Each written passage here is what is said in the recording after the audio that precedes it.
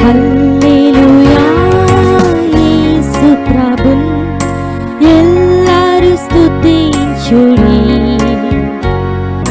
వల్లభుని చర్యలను తిలకించి స్తుతించుడి. Praise the Lord. దేవుడు చేరువచ్చిన ప్రజలందరినీ కూడా ప్రభు అయిన యేసుక్రీస్తు వారి నామములో దీవించునుగాక. దేవుని యొక్క దివ్య వాక్యము సామెతల గ్రంథము నుండి 1వ అధ్యాయము 5వ వచనాన్ని మనం చదువుకుంటాం. జ్ఞానము గలవాడు విని పాండిత్యము వృద్ధి చేసుకొనును, వివేకము గలవాడు ఆలకించి నీతి సూత్రములను సంపాదించుకొను.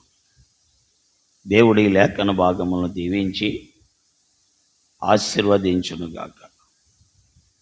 జ్ఞానము గలవాడు విని పాండిత్యము వృద్ధి చేసుకొను, వివేకము గలవాడు ఆలకించి నీతి సూత్రములను సంపాదించుకొను.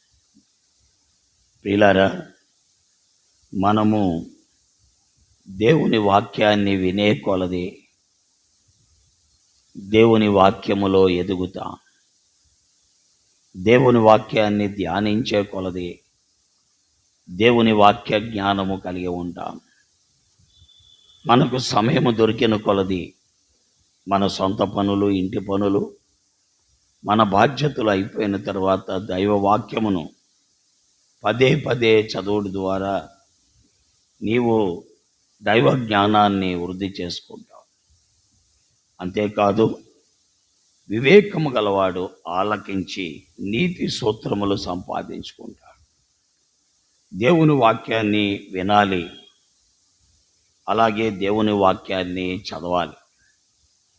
కాబట్టి మనము ఆలకించాలి, చదవాలి అని వాక్యములో మనం చదువుతున్నాం.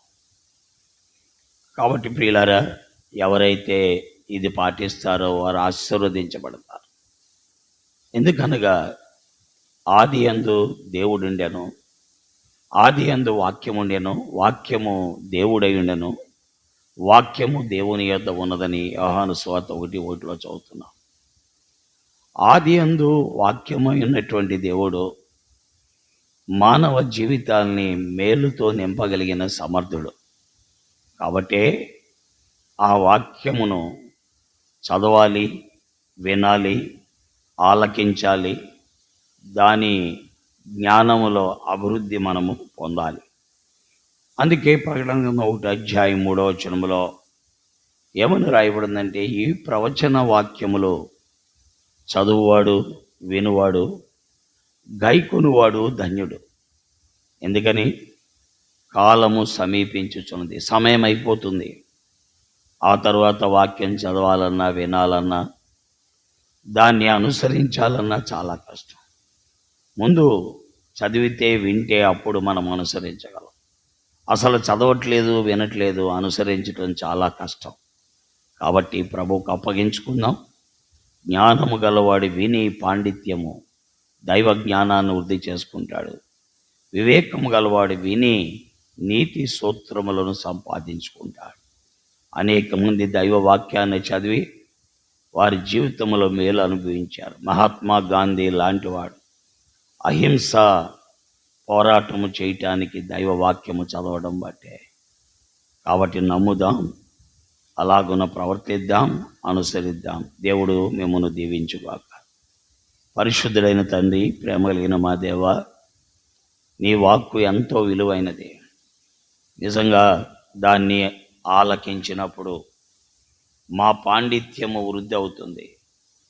దాన్ని వినినప్పుడు మా పాండిత్యం వృద్ధి అవుతుంది.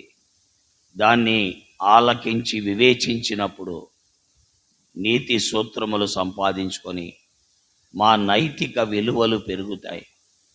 కాబట్టి తండ్రి, మీ కృప వాక్యం విన్నవారందరికీ అనుగ్రహించండి. యేసుక్రీస్తు వారి దివ్య నామములో ప్రార్థిస్తున్నాం తండ్రి, ఆమేన్. రైతులాడండి. దేవుడు మిమ్మల్ని దీవించి ఆశీర్వదించును గాక. చంద్రులారా ఇలా